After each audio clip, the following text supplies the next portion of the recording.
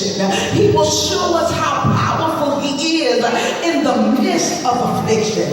God, thank you for what you're taking me through, because I never would have known how much you could help me. I never would have known your grace. I never would have known your mercy. I'm glad they overlooked me for the position. I'm glad they didn't let me in their clique and their club. I'm glad the divorce was final.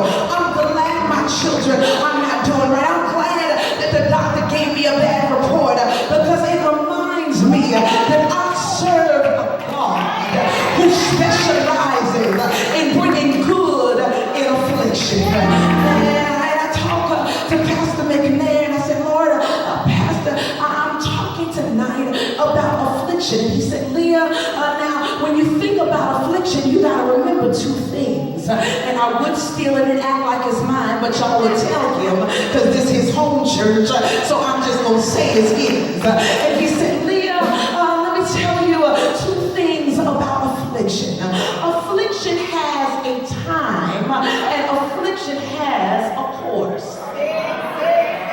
Affliction has a time, and affliction has a course.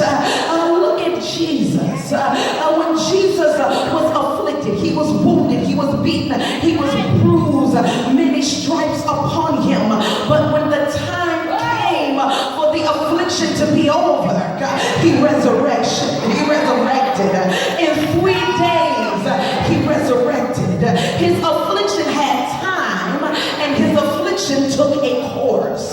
Don't believe me? Oh, Bible readers, you know what I'm talking about. When he said, look now, you can tear down this temple. That's affliction. But in 3 days, that's time. I will rebuild it again.